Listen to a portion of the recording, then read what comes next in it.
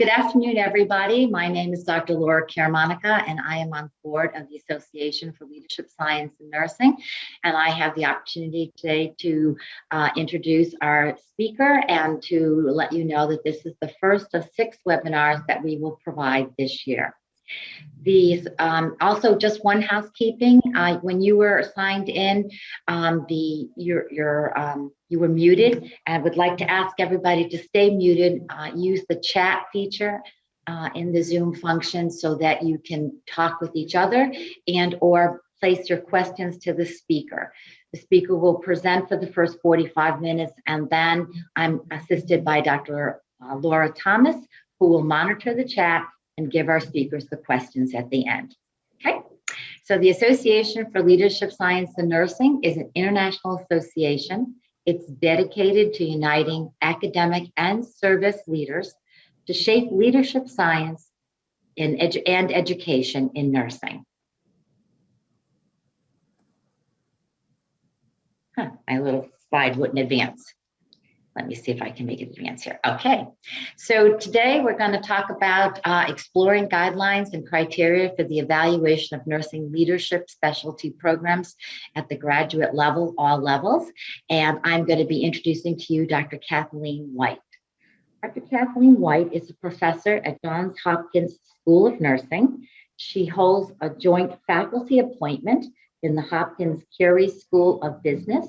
And she's also adjunct faculty in the School of Education, where she teaches at the master's level for education for healthcare professionals.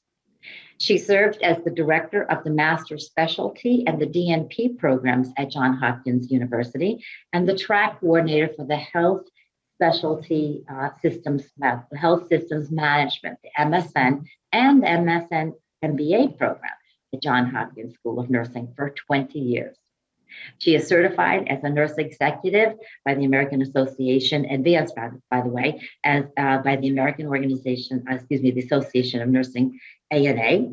And she is also the co-chair of the ANA committee, which will help provide the revision of the last scope and standards for the practice for nursing administration. So today, Dr. White is going to share with you the guidelines and criteria for the evaluation of nursing specialty programs and leadership. One more housekeeping, the disclosure statement. There is no conflict of interest for anyone with the ability to control the content of this activity. Okay, I'm going to stop sharing my slide, and Dr. White, I'm going to turn it over to you. Thank you, Laura. It'll, as always, just take me a second to get down to my slides. Unfortunately, I have a few windows open from my work today. So here it comes. And let's see.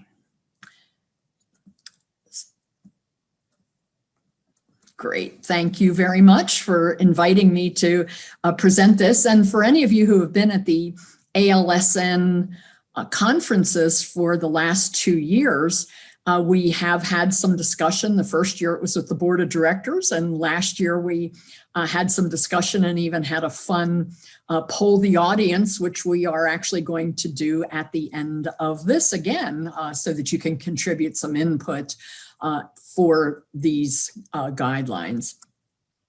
So this task force was formed in 2019, when ALSN identified that there was a need for criteria to guide, as you can see, the development, implementation, evaluation, and review or accreditation of nursing leadership graduate specialty programs.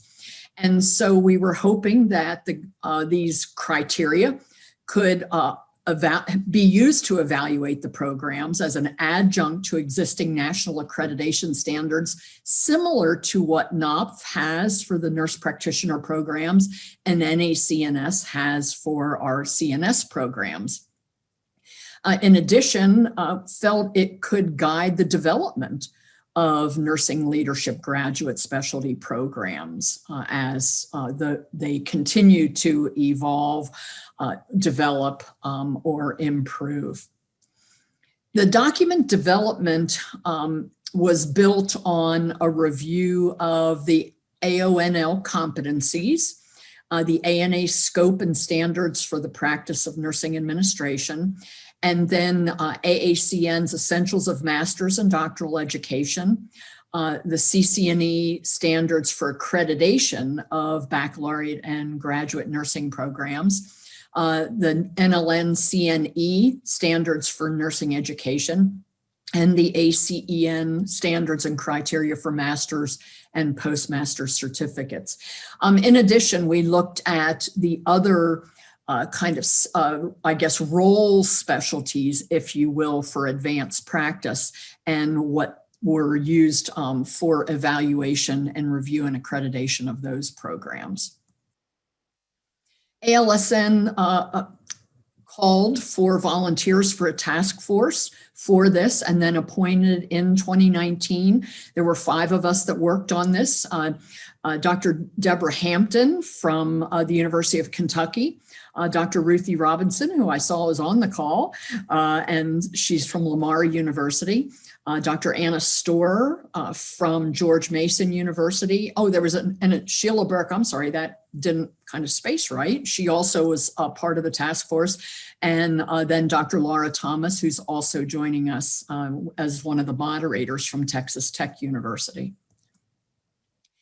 As the group, kind of put their work together, ended up proposing 5 standards that I'm going to talk about each one of those, and you can see what they are. The first one, organization and administration of the program. So each of the standards had a criteria that was developed under it, along with explanation or interpretive guidelines and what would be supporting evidence. So remember that these were first crafted as evaluation and review or accreditation standards, but also as they developed and more conversation was had with stakeholders, felt, as I mentioned earlier, that they could be used for development and implementation also of programs, because we often start with accreditation standards first as we're working to develop our programs. And so criteria number 1 under this organization of the program was that the leadership specialty program is affiliated with an institution of higher learning that's accredited by a nursing accrediting body.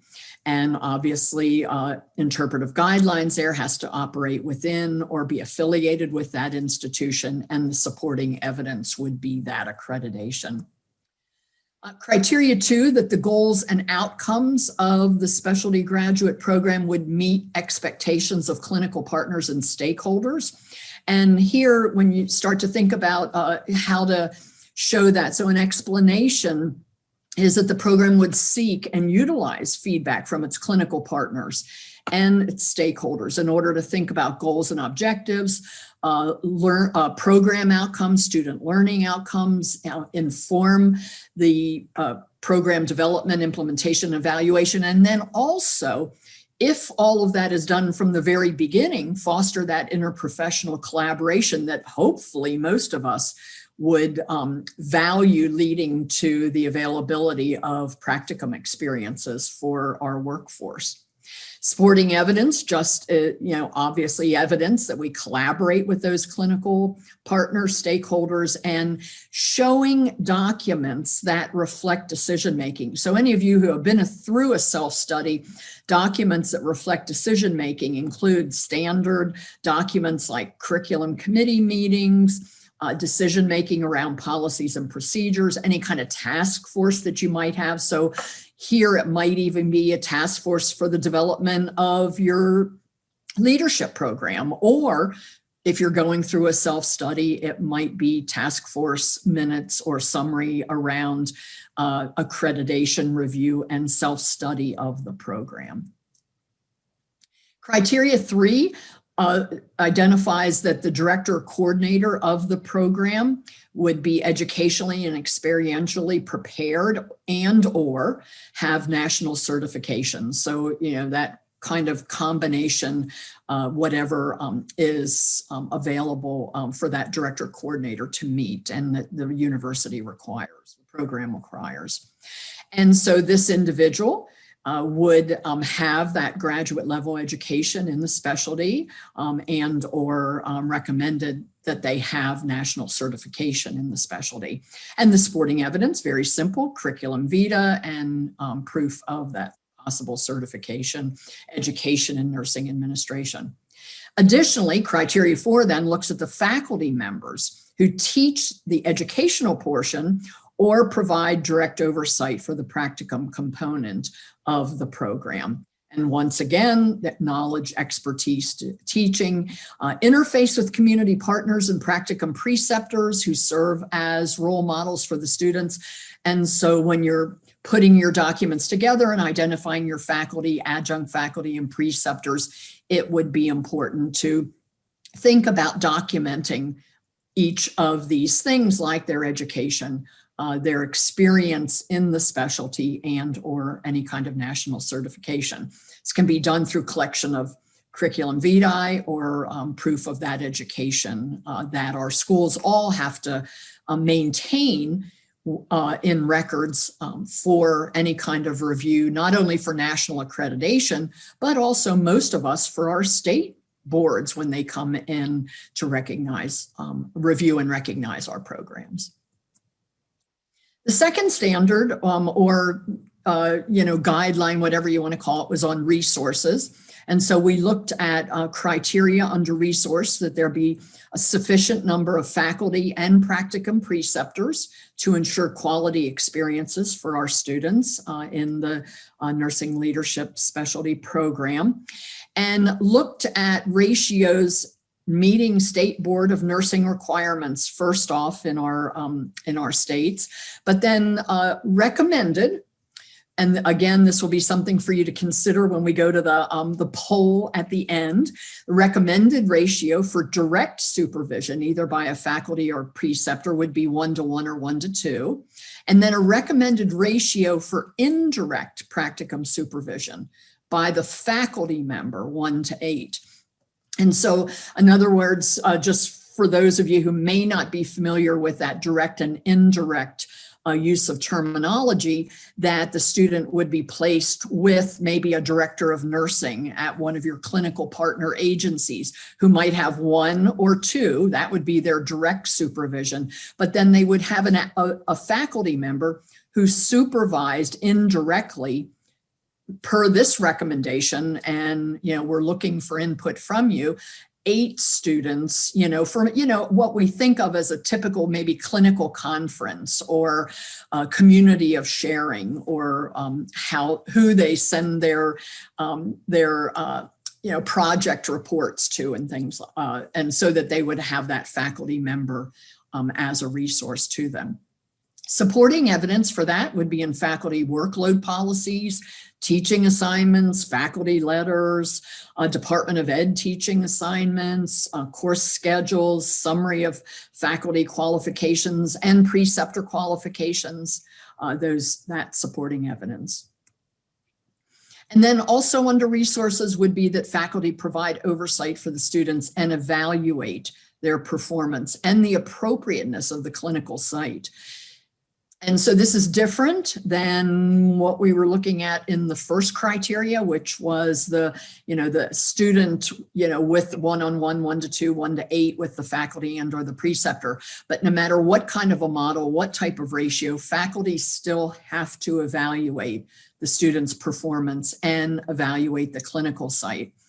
And many of us are functioning in a distance clinical programs.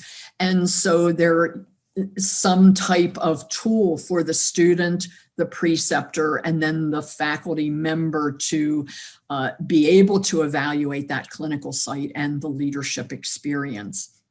And that supporting evidence can be in student evaluations, preceptor evaluations by faculty and or students, the clinical site evaluation tools. We use them by our students, and then we do also clinical site evaluations with the preceptor to ask, well, how were you able to meet these particular objectives that we have in the course? The syllabi that detail the role of the faculty, and documents that reflect that decision-making or the development of those evaluation tools. Third standard, if you will, on students, policies, and services. And hopefully you're getting by now that these are strictly focused on our leadership experiences, and that it's not the regular AACN, CNEA criteria or standards, that in fact these are specific to our leadership programs. They may be using some of similar language, but we are focused on the leadership experience, the leadership curriculum. And so here with students on policies and services, that the preceptors, if they're used, faculty provides oversight for the preceptor, and the preceptors evaluates the preceptor's performance. And that would be similar to the last one that we talked about with the faculty member providing that oversight and doing the evaluation, but here specifically aimed at the preceptor. And so do you have preceptor evaluation forms? Are you collecting preceptor CVs, validation of their licenses and certifications?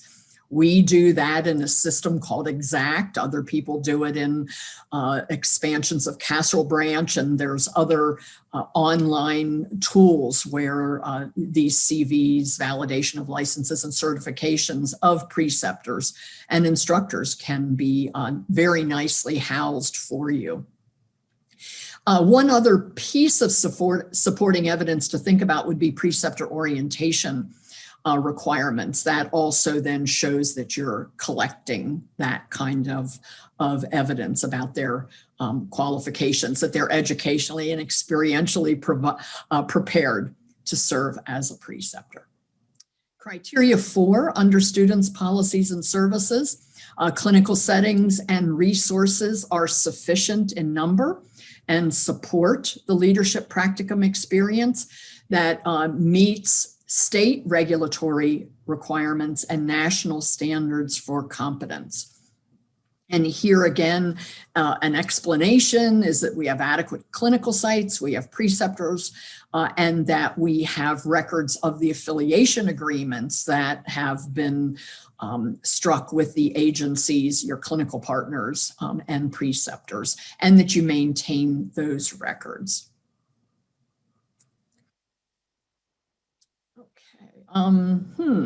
Student policies.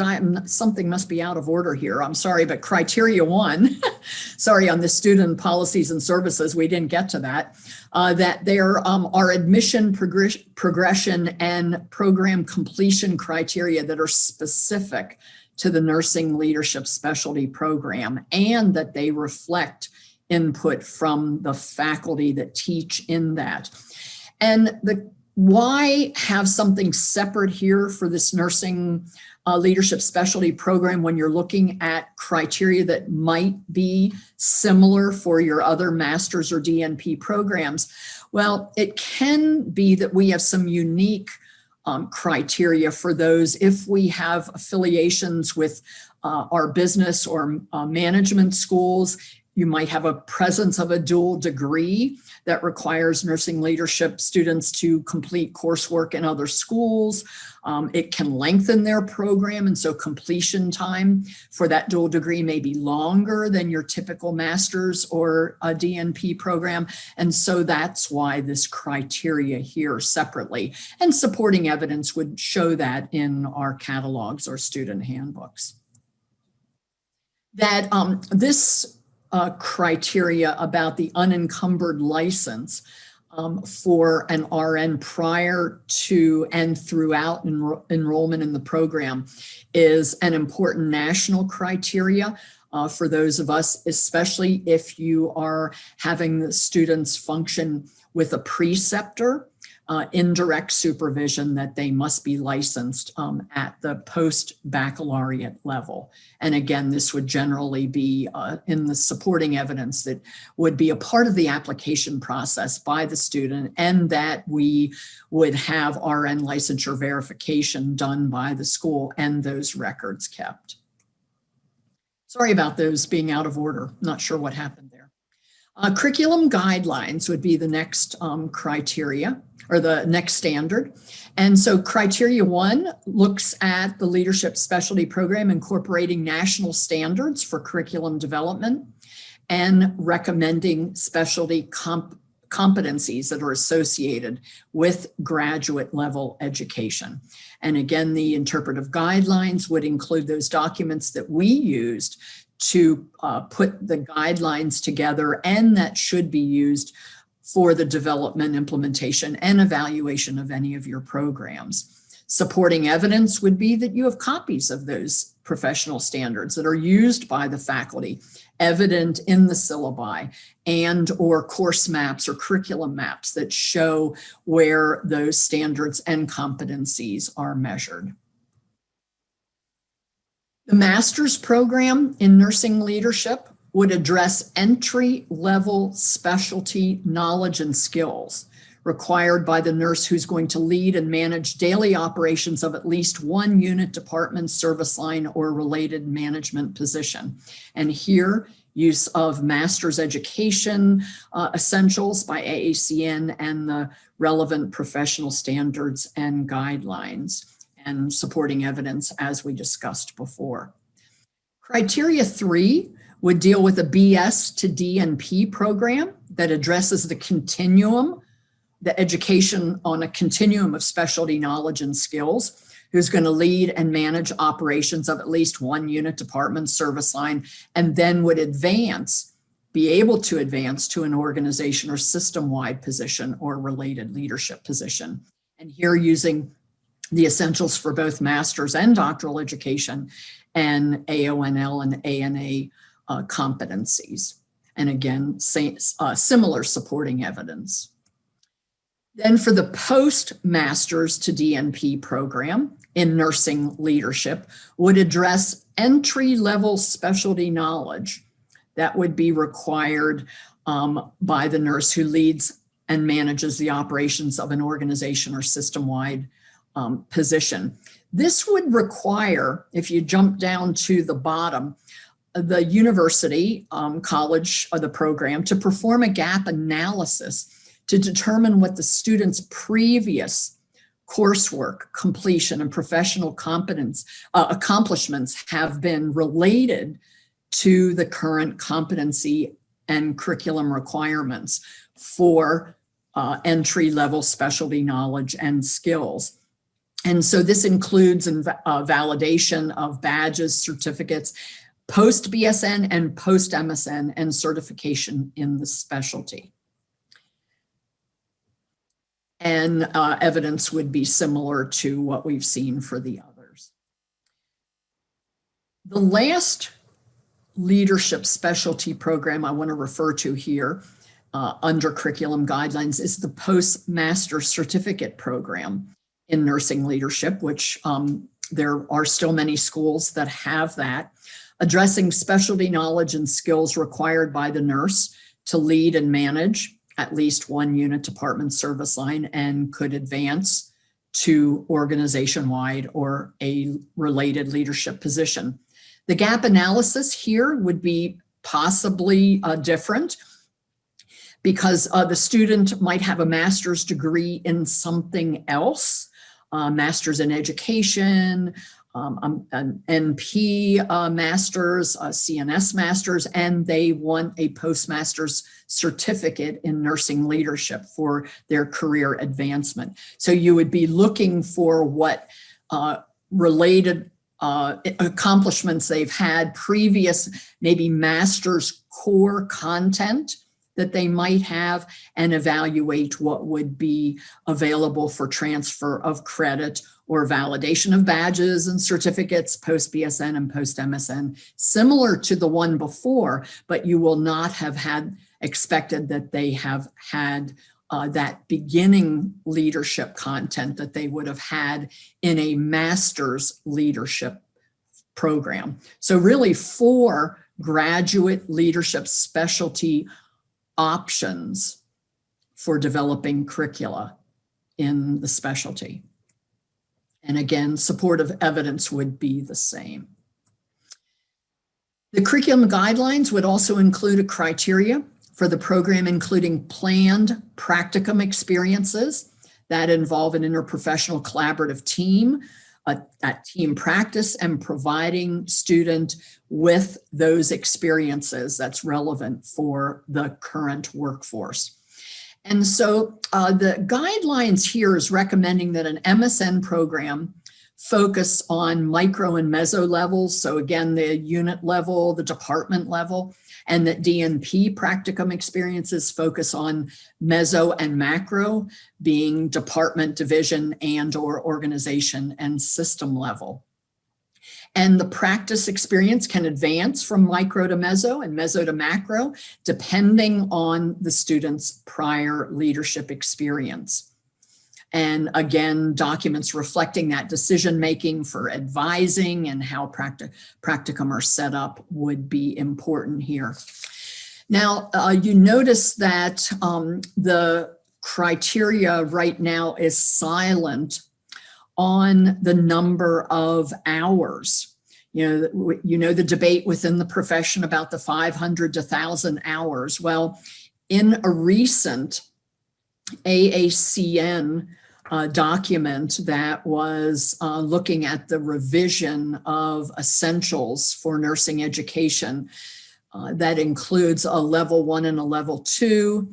The number of in-person practice hours is said could vary based on student needs and curriculum design, but a participation in a minimum of 500 practice hours post-entry level education and attainment of level 1 sub-competencies is required to move to demonstration of advanced level.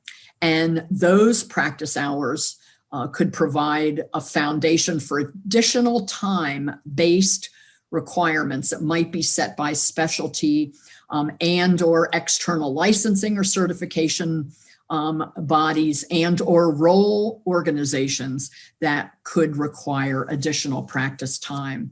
So this, I think the actual movement toward these required hours is something that is still being discussed, and a more competency-based framework is evolving for graduate nursing education, and we will be monitoring that. And I know ALSN is extremely interested in hearing from the community, stakeholders, members, for information about this as it evolves.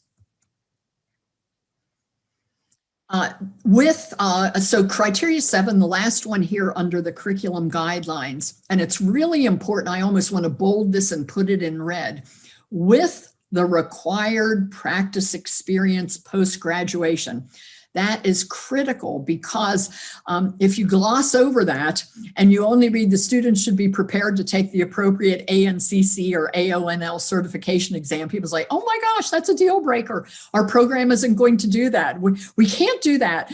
That's not what this criteria says. We should be monitoring what the ANCC certification exam, the AONL certification exam, and competencies from AONL and from ANA, and providing the didactic content so that when the student meets the required practice experience post-graduation from our leadership specialty programs, they should be prepared to take the certification exams. And so the supporting evidence would be here that they've completed the program of study that we have offered, and that the learning outcomes support those competencies that are identified in our certification requirements for the profession and for the leadership specialty. So that's critical. It puts the onus on us to make sure that our content is up to date and meeting those certification requirements. However, the practice experience post-graduation is what actually makes our students, or our graduates, I should say, eligible to take these certification exams. Our last standard, if you will, on evaluation looks at the School of Nursing's, whatever college you're in, the evaluation plan includes outcomes and competencies that are specific to the leadership specialty program. Not just that we're meeting criteria that are set up by the accrediting or review bodies or the competency organizations, but in fact that we have taken a look at, we've designed program outcomes and student learning outcomes and competencies that are specific to our leadership programs. And you can see what the interpretive guidelines, their expectations of both didactic and practicum experiences for their knowledge, skills, and abilities, which is looking at those competencies that I do feel we're moving toward. Student learning outcomes for the didactic leadership and practicum courses, and that we have evaluation of our sites and preceptors and that they meet our needs. The last criteria here under evaluation is that the evaluation of our leadership students should include multiple strategies in order to assess those competencies, their knowledge, skills, abilities, their ethics and values to meet professional leadership, competency, and behavior. And they should be evaluated on an ongoing basis and at the end of each course, at the end of program, to make sure that the learning outcomes are achieved. And you can see supporting evidence includes end of program evaluations, student evaluation tools, employer evaluations. And again, it almost cycles us back to the beginning of the standards where we discussed meeting with our clinical partners and stakeholders as we develop, implement, and evaluate our programs. So it's really kind of nice to close that loop there.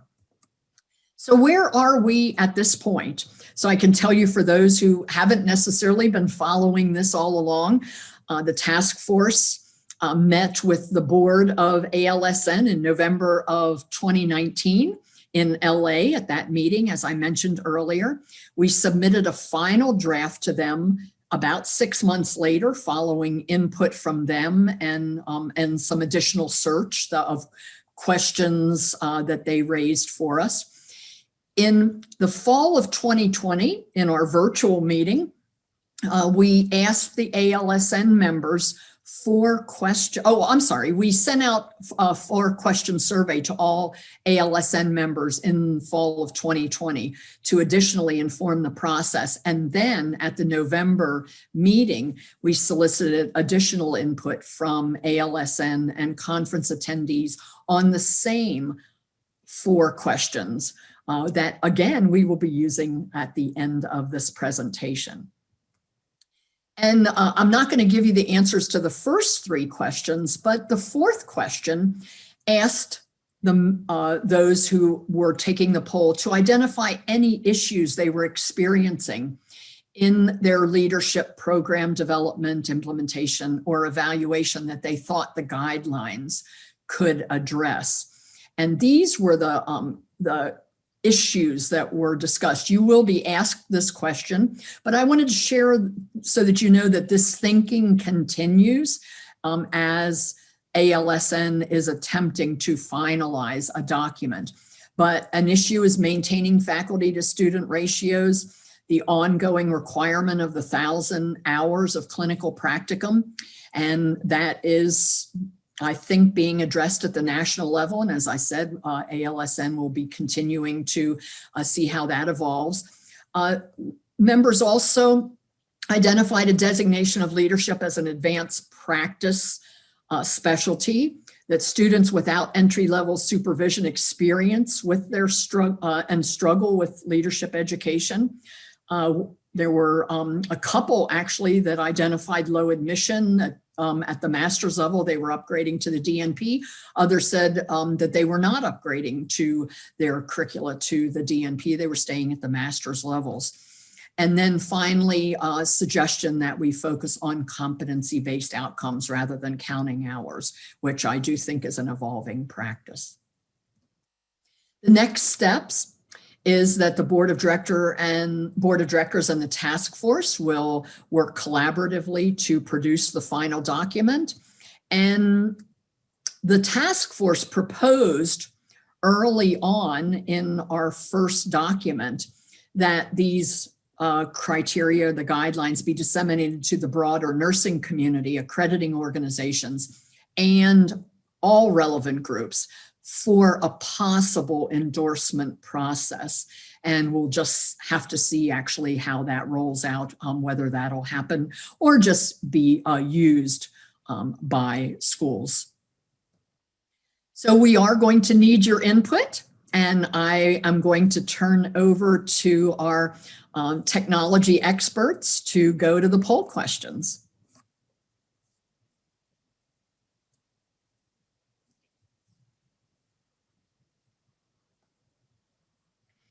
So the first poll question, can everybody see this?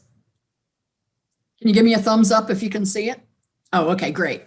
All right, criteria number 1. So we're looking for input from you, from our recommendation for the ratio for direct supervision by a faculty or a preceptor. And remember what I said, that would be your student would be assigned to a director or to a nurse manager or someone, and we are recommending a 1-to-1 or 1-to-2 possibility for direct supervision. But I'd love to get your input on if you think 1-to-1, 1-to-1 or 2. There's also no direct supervision for graduate students in leadership practicum. And then if you have another ratio to suggest, please comment it in the chat. We couldn't continue to put 1-to-5, 1-to-10, 1-to-15. We just opted not to do that. So we would like your comment to this, and we will be saving the chat so that your answers will get into this. So if you could please answer now or go to the chat.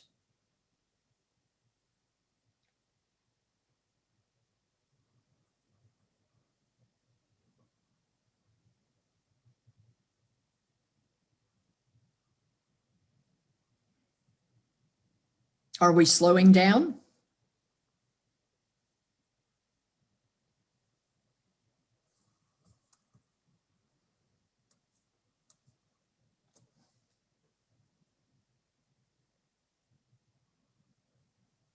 Okay. And Executive Office, I'm sorry, but are we providing the answers at the end or now or not? We can do all the questions and then do the answers. share all the polling, I believe. Okay, thank you. All right, let's go to question number 2. I'm sorry, I didn't ask that question ahead of time. Here we go. So now the recommendation is for you to give us input on the ratio for indirect practicum supervision by a faculty member to the number of students. And this is where, remember, I explained they would have maybe be with a nurse manager or a director, 1-on-1 or 1-to-2 in our recommendation, but that a faculty member then would have 8 to 10 students, or they would have 12 students or 35, or another ratio that if you could please reply with a comment in the chat box of what you would recommend as an indirect practicum supervision ratio.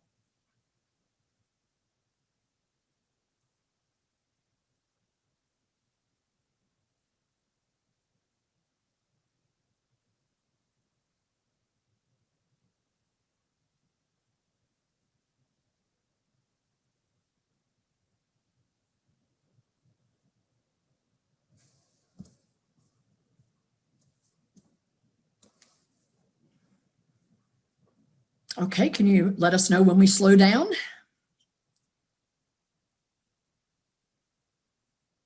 All right, criteria, question number 3 for the group.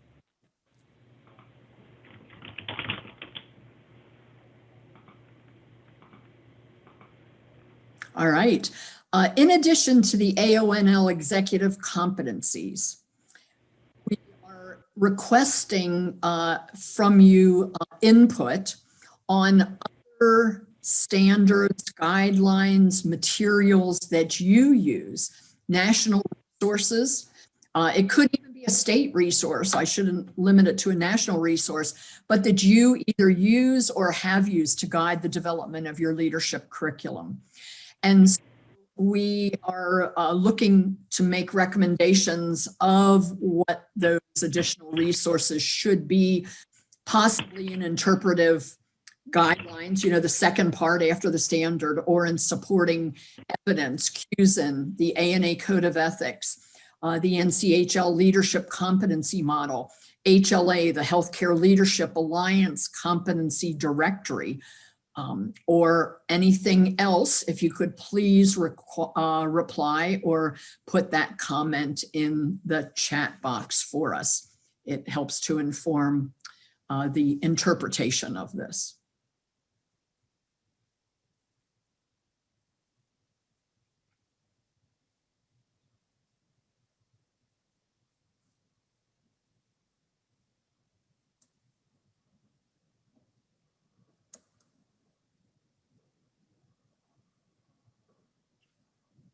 Oh, lots of answers coming in. Thank you very much. We really appreciate your input.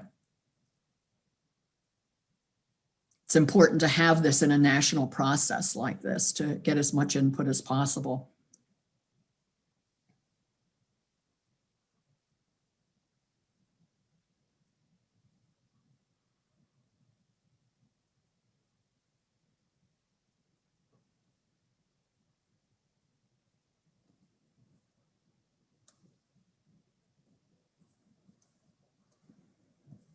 Okay, looks like the chat's slowing down. How about the submission? Great. Okay. All right. And our last one, then, this is your opportunity to give us those issues that you may be having. So what I summarized very briefly to you were important issues that were given to us at the ALSN conference in November.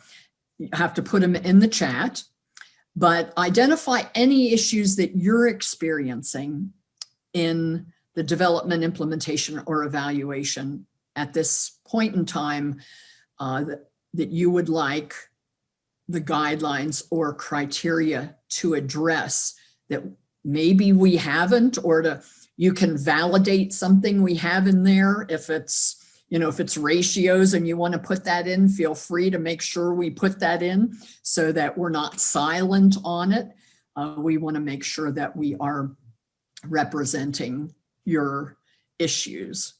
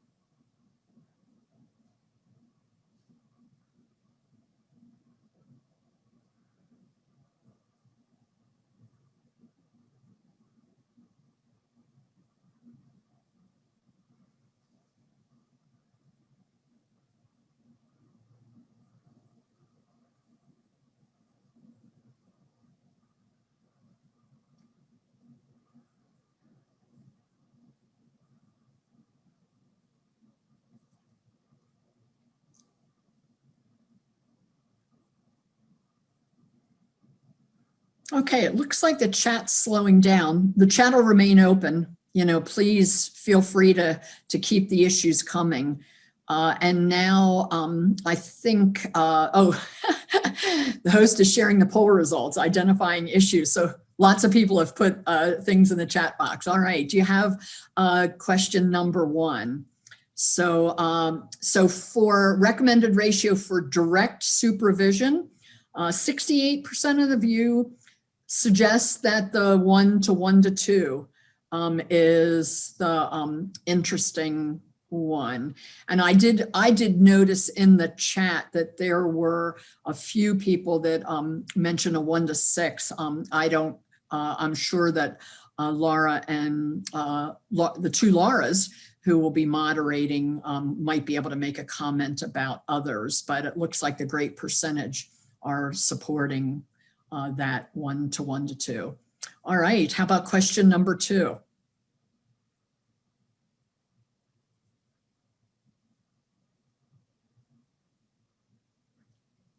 Okay, which recommendation for indirect practicum? This one has still a majority at 1 to 8 to 10, but a good quarter of you are suggesting 1 to 12, and they're 2% for 1 to 35, and then other ratios that hopefully are in the chat for us to look at for indirect. And I think that was some 1 to 6 too. So I think that was part of those suggestions. All right, how about the next one?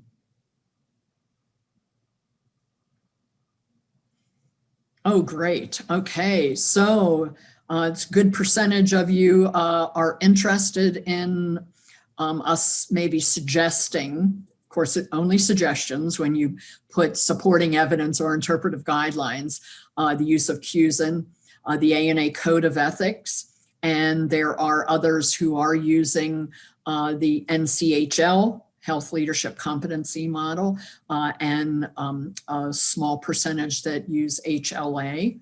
And there a good third of you at least have put something in the chat box, so that'll be great to look at that. Okay, I think that's the end of my presentation. I'm going to turn it over to the moderators at this point.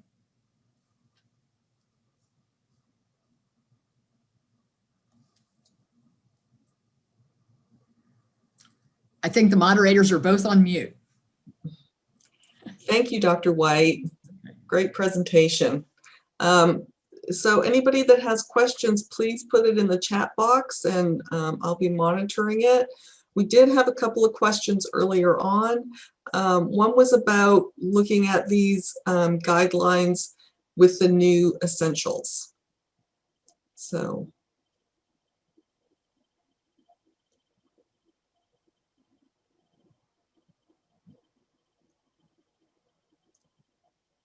I had that problem too. It looks like, yeah, we go. Oh, okay. You just allowed me to. Okay, great. Sorry. I had muted myself so that for your talking, I didn't want any background noise. The essentials, remember, are documents that could be used for the development and implementation, and then also evaluation. But, and so they will continue to be monitored, and some of the language has already gotten into it. When you see the language around badges and certifications and certificates, things like that. We've already used that from early drafts, which seem like it does address competency, which we have been and did all along take into account that evolving competency environment that I believe nursing education is embracing. But otherwise, for review and accreditation purposes, you would also be using CCNE, NLN, CNEA, and the ACEN documents for that. So remember that the essentials are just one supportive document for this, that again would also go along with the ones that you've mentioned, CUSIN, and the ANA Code of Ethics, the ANA Scope and Standards, which it seems several people put that in, so I feel pretty good about having used that, and the AONL competency documents. Okay, thank you.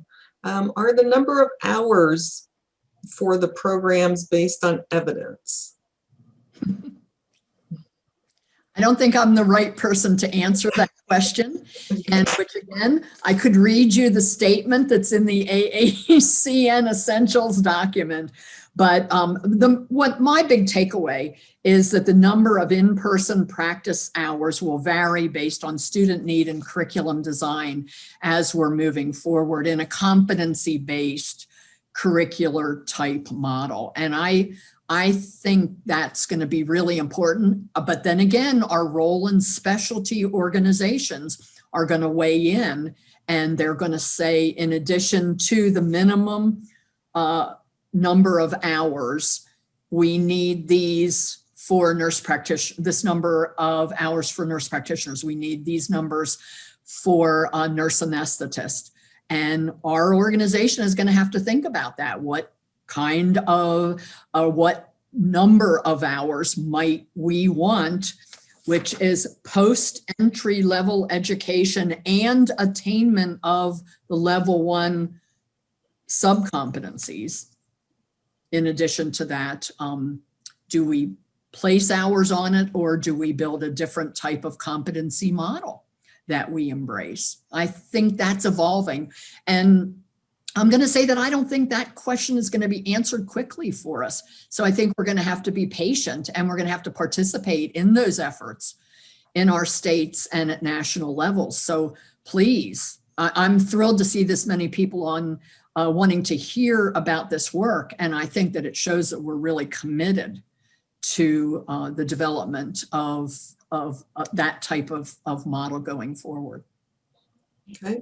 The next question is, would it be accurate to say this product will be used in a similar way to how NTF evaluation criteria are used to evaluate NP programs, as this is posted on the NOF website?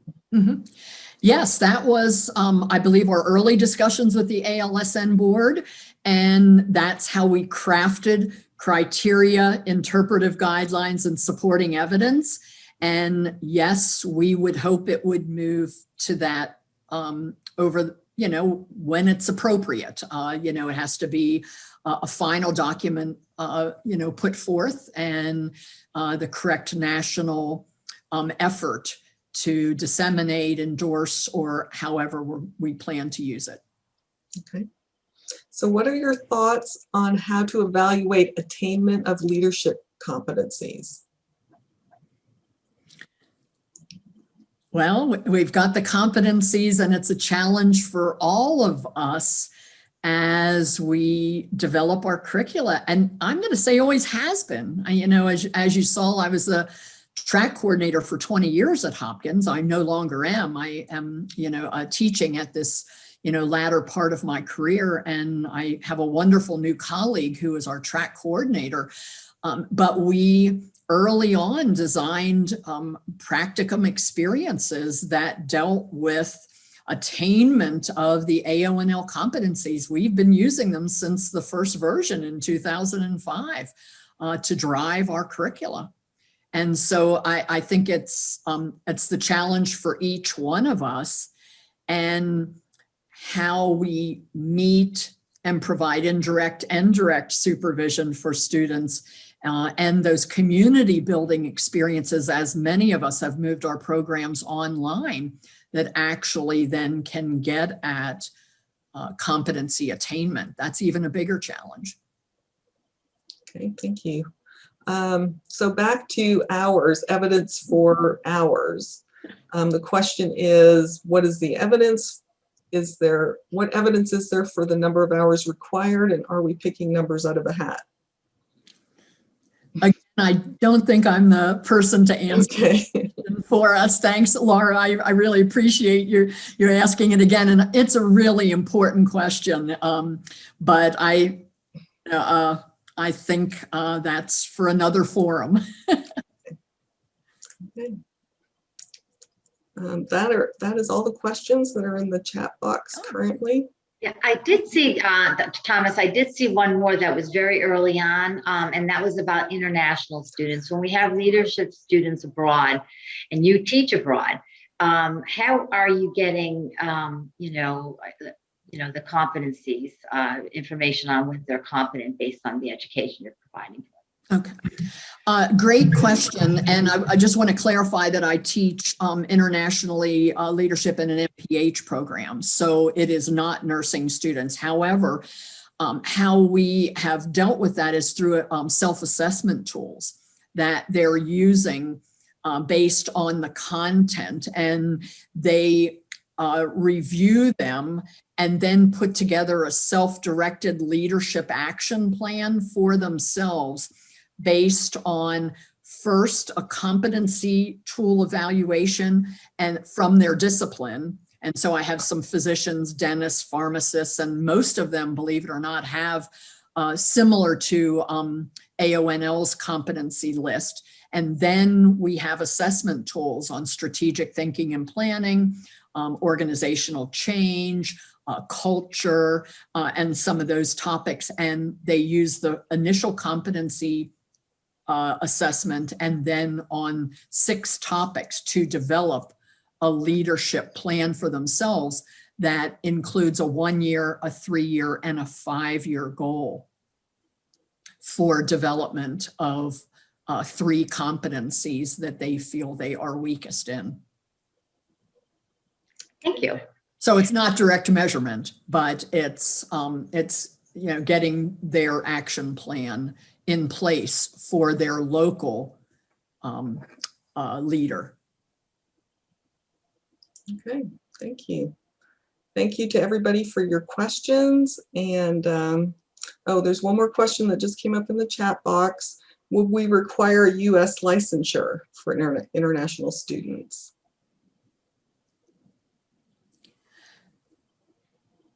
I think it's a question that depends on the structure of your program. I think most of us do require an unencumbered license, which was part of that criteria in order to do any kind of practicum experience here in the US.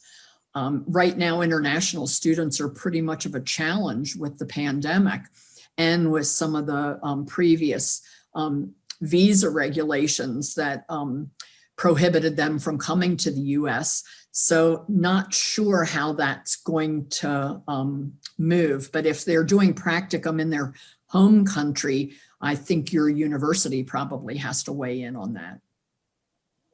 Or the state that recognizes your school of nursing.